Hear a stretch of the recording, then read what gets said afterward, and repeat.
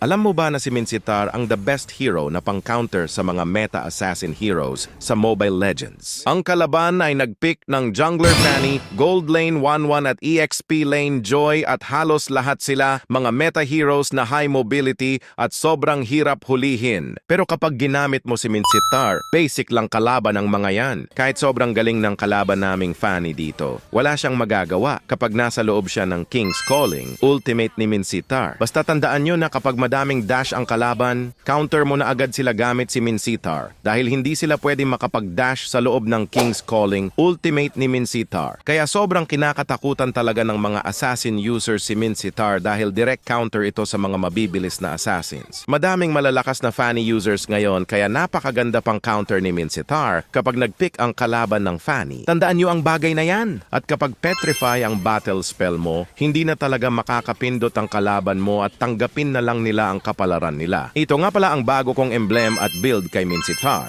Pwede nyo ito gayahin at ilagay nyo sa comment section ang resulta. Ano ang masasabi mo sa video na ito, kaibigan? Pwede mo ba ako i-follow para updated ka sa mga video upload ko?